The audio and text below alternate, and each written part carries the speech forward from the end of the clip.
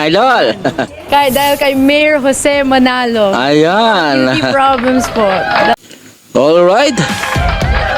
Magandang gabi po sa inyo dyan at magandang umaga at tanghali at gabi kung saan man kayong bansa ngayon. Ayun, shout out po sa ating mga OFW. Jose Manalo, ibinida ni Atasha Mulak sa kanyang interview. Ayun, ang galing talaga ni Jose magturo ng Tagalog. At Tasing, sino tong Tasing? May revelasyon sa plano sa pageant. Di ko kilala si Tasing, kilalanin natin to ngayon. Ayan bago ang lahat, wag natin kalimutan ng ating channel. Paki-subscribe, like, comment at pahit na rin sa ating notification bell para ma-update kayo tuwing tayo ay mag-upload. Ang video na to, hati-lating ka-artist life update. Kung hindi pa kayo nakasubscribe, mag-subscribe na po kayo mga ka-uncle natin. Wala lang po tayo patupig-tupig pa. Sabay-sabay natin panoorin ang palabas galing kay Artist Life Update. Pasok! Ito na nga pag-usapan natin si Atasha Mulak kasi kagabi po na-interview po itong si Atasha. Na-feature po siya sa Frontline Pilipinas kung saan siya po in-interview patungkol sa mga bagay Ganda talaga. na-achieve niya ngayon. Kasi tuwan-tuwa po Idol ang kita. mga celebrity sa napakagandang pagpasok nga ni Miss Atasha sa buhay Totoo ng yan. showbiz, kung saan inamin niya na unti-unti nakakapag-adjust na siya True. sa kanyang buhay na showbiz na pinili.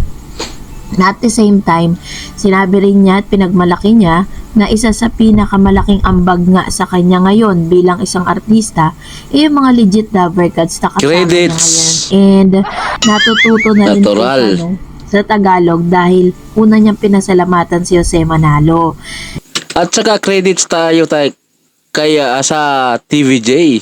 Hindi naman na sisikat to Atasha kung hindi siya po simula nakapasok siya sa AAT TVJ. Si Miss Atasha Mulak nga ang tinaguri ang one of the new faces po nung bago nilang product na ng Jollibee at talagang sunod-sunod po yung mga endorsement ni Miss Atasha Mulak magmula po nang pumasok po siya sa EAT credits TVJ, yan. ibigay natin yung credits kasi kung hindi rin naman po magaling at sikat yung kanyang sinalihang show, hindi naman siya makikilala ng ganyan. Correct. Ikukumpara po It's natin, true. Hindi natin maiwasang ikumpara yung ibang mga artista. May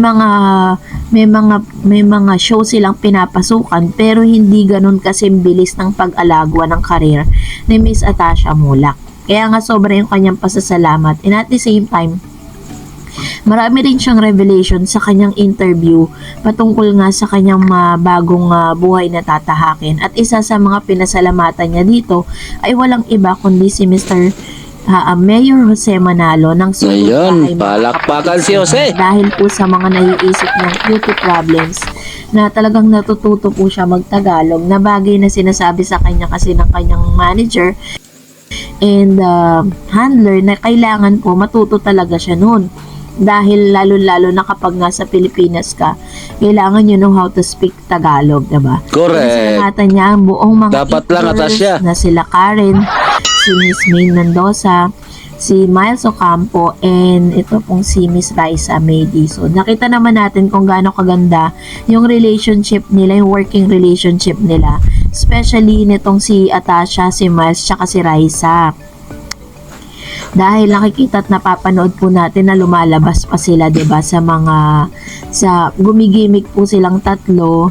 Hindi nga lang kasi si May dahil may sariling buhay na si May ngayong nag-asawa na siya. Ganon din si Karen, meron siyang mga shows na kailangan atinan. So panoorin natin ang ilan sa mga kasagutan po ni Miss Atasha Mulak sa kanyang interview. Let's watch this video. Oh, the first day that Ayan, we signed watch up for that Monday.com, video and the our ads. department was already able to connect our Sorry, skip mo na It artist. still feels normal because I still have so much to learn. I'm just very grateful with what I'm doing in the journey that I'm on. Opo, sobrang game na game po ako. I'm game to do anything and I'm always gonna try my best to just do everything I can to the best of my abilities and Ang ganda. more importantly, have Idol. fun. Dahil kay Mayor Jose Manalo. Ayan. Beauty problems po. That's why I was able to learn Tagalog, and working with them every day is actually one of the reasons as to why I'm really learning a lot and speaking to my father Tagalog. Close my doors. I have to, I'm learning this process now of being an artista first. I want to develop those skills, but we'll see where it goes. We'll see where my future takes me. She's beautiful inside and out, and I really look up to my mother. I just need to master my craft now with hosting, gather like a collective group of girls where we can all play together and feel comfortable and develop that bond, like kind of some girl power in a way, and just be able to Oh yeah. stories and always have each other's backs. Miss Atasha Mulak ay deserve niya din kung papasok po siya sa beauty pageant kasi 'di ba yung mami niya is isa sa mga naging Miss Philippines at isa sa mga pinapangarap din ni Miss Atasha Mulak kung mabibigyan siya ng pagkakataon ay papasok din siya sa Miss Universe Philippines at nakita natin na may advocacy na po si Miss Atasha, handang-handa na yung kanyang advocacy pagdating po dun sa pagiging isang representative ng Pilipinas. Papasok sa And, beauty pageant. Abangan po natin yung journey ni Pwede. Miss Atasha Mulak if ever na mabigyan siya ng pagkakataon kasi very supportive ganda. naman yung kanyang cute pamilya when it comes to their dreams. At napakaganda rin pong platform yan para talagang mas makilala pa ng husto at maipakita ni Atasha kung sino ba talaga siya. Kasi sa nakikita natin how she talk, talagang may utak. So, ibig sabihin, mas malaki yung edge po natin na makuha at may uwi ang crown. Inshallah. Dahil dyan, narito naman ang ilan sa mga komentong napili po natin mula po sa ating mga legit viewers, subscribers, and legit lover cards po natin. Let's start off with Drakodala. Drakodala. Ayan, Sabi niya, sa palagay namin, and Kong are just on-cam couple. Why? Because the wedding pic not happening on the area, may nag-aabang doon dati. And lastly, no sparrow birds at the back of the bride. Therefore, real marriage for M off-cam ay reality. Marami pa kasing project ang itinadhana ng panahon. So, ito po yung paniniwala ni Drakodala patungkol nga dun sa wedding siguro po let's move on kasi masaya na po si Miss May kung makikita po ninyo talagang ini-enjoy niya po yung kanyang pagiging wife dito po kay Kong M so let's be happy for them. Thank you, Miss Drakodala, sa inyong komento. Miss Bernardo Leon, she also said, always watching from East Tembo, Taguig, solid TBJ, legit Davercad sa Komula noon hanggang ngayon. Salamat po sa update mo, ma'am, sa TBJ, EAT at mga Davercads. Ayan, alam mo yun, napakasarap po makabasa ng mga ganitong comments. Yung parang na-appreciate po ninyo yung ating mga updates. Kasi hindi po talaga ganun kadali na magbigay sa inyo ng updates. Kaya nga minsan pumapalya tayo kasi pumapalya tayo ng araw or days kung kailan tayo makakapag-updates dahil we need to review or check or research some things about dun po sa ating pong pag-uusapan. Sabi naman ni Aliyah Flower, mas maganda yata na si Atasha ang maging kaparehas. Yan, correct yan. Kapare sa sitcom ni Bossing. Di naman language barrier ang problema. Dahil Gusto ko rin yan maging kasama ni Bossing. Si Atasha, ano kayang kakalabasan yan? Kalog pa naman yan.